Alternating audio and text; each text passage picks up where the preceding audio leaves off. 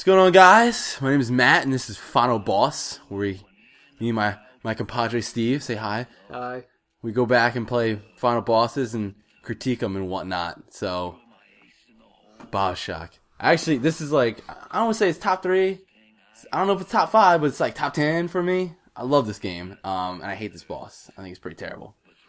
Not a big fan. But you, on the other hand, are kind of digging it, right? Or no, you don't dig it, but you can forgive it. Yeah. For its obvious shortcomings. It tries to do a lot. I mean, it tries to make up for the fact that it feels like a forced fight. Yeah. The first time I was playing through, I did not have a problem with it at all. I just accepted it as it was. Didn't really care. After looking back and discussing it for a while, I can definitely see places that it should have fixed itself, you know. Yeah. I think this play is through on medium. Or this is normal. Like for the most part, we're going to be playing normal difficulty for these bosses, but I mean, for this one, it's quicker. We did it both medium and hard. This is normal right now. Yeah, and you can tell, like you're kind of tearing them apart. And I know you like having normal be like a hard kind of yeah, I hate when it's like, well, normal's not good enough. You have to go up to hardcore, and it's like, that's stupid. Make normal the regular difficulty. That's what 8-bit games were like, so make it like that. I really get... That's a discussion for another time. But and you can tell, you're kind of like tearing them apart right now. Oh, without... it should also be a disclaimer that this is a pretty bad save. It was like an older save that was halfway through the game, that nothing was really getting upgraded. None of the big daddies were getting killed.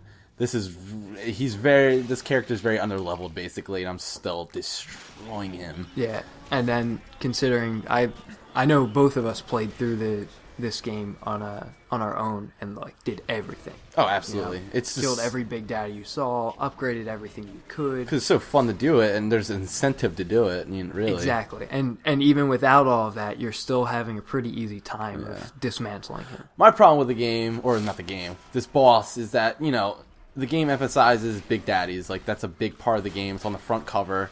That's what everyone was talking about, really. And to me, those fights are really involved. Like, you get time to look around the environment and study it. You get to plant traps if you can. You get to really think about what you're going to do before he starts, going at you. Because once he starts going at you, it's pretty tough. They're generally tougher. Later in the game, they're not really that difficult. Once you have the upgraded stuff. Yeah, but they're still very fun to do, and that was a major emphasis. And this, you're just strafing. It's your typical like first-person boss. Like you're just strafing, really. You're strafing and shooting with everything you have. They send enemies out, but they're easily dispatched. They're nothing. Well, I know you said big daddies for you. You kind of like prepared for them, would set up traps for them. Yeah, I would just run right into it, Yeah. It's like, oh, look, there's a big daddy. I'm going to kill it real quick and get its little sister. You know?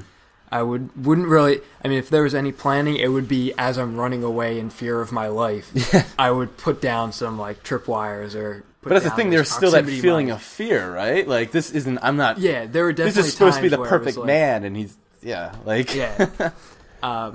But the big daddies, to me, they weren't something that I would prepare for a lot. I looked forward to those fights, though. They were fun, especially when I like didn't clear out the other splicers around, and it turned into, oh crap, big daddies and splicers. Yeah.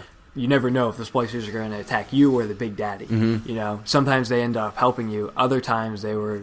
That was the coolest thing. It was kind of like a neutral going enemy. after you. Yeah. Yeah. I mean, there's no real friends in Rapture. Oh, without doubt. It's funny, though, because... we should mention that, I feel like the big daddies are boss battles. That's how I feel. You didn't necessarily feel that way.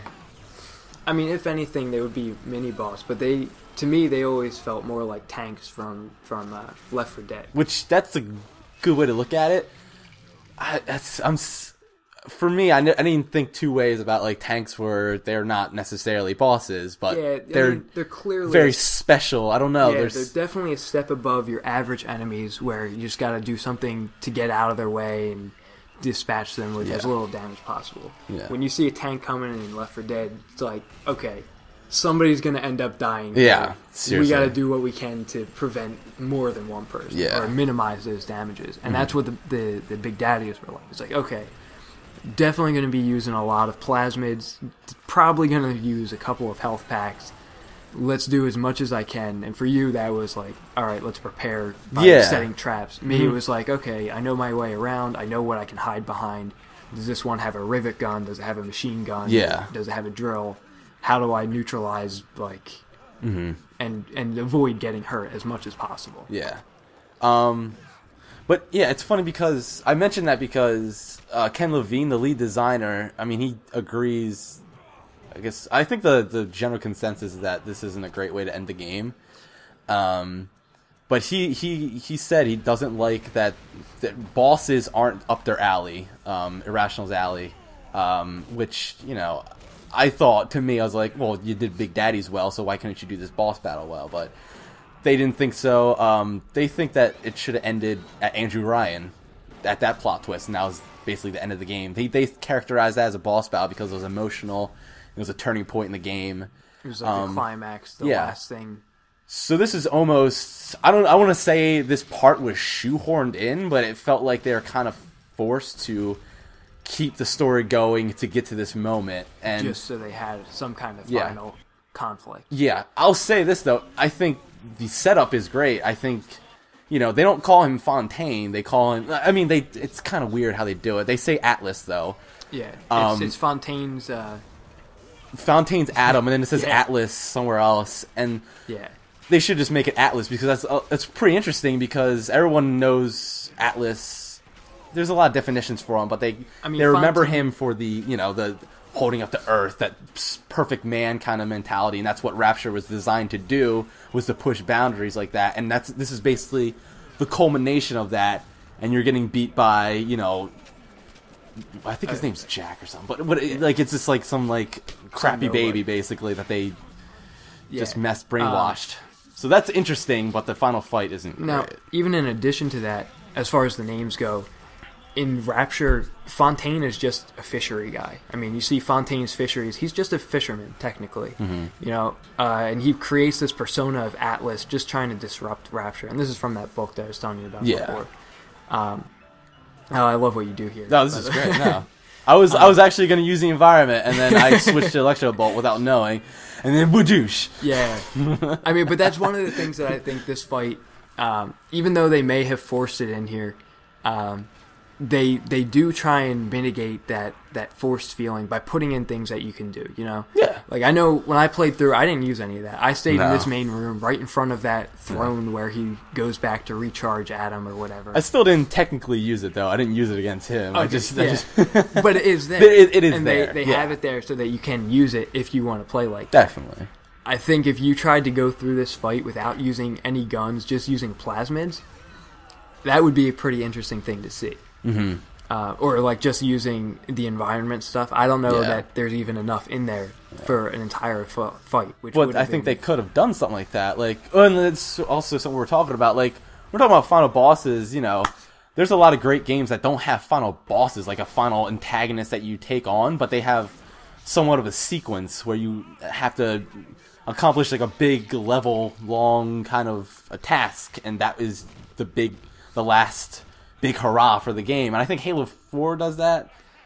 They do like a quick time to actually take out the antagonist. I don't know if that's a spoiler, but you do have this big sequence that you go through a bunch of Prometheans. It's very difficult, especially on the higher levels, but that's a final sequence. It's not just like, oh, let me kill this guy real quick and that's it. Yeah, and I think that may be something that could have been done better here, where instead of having one person, which felt like it was more difficult, maybe a horde of splicers, like Sander Cohen, when he sends all his splicers at you, and it's just like one after the other. It's a survival thing. Yeah. You know? You have limited resources, you have limited health packs, you have limited Adam, and you have to survive the entire time until you get to Sander Cohen. Mm-hmm. And in that part, it makes sense that Sander is a final boss for that level, you know? Yeah. But maybe not for the entire game. Mm-hmm. Alright, well. He's dead now, so thanks for watching us complain about this guy. And if you enjoyed this, like, comment, and subscribe. And I don't know how to end videos. Yeah. It seems like you just have trouble finishing.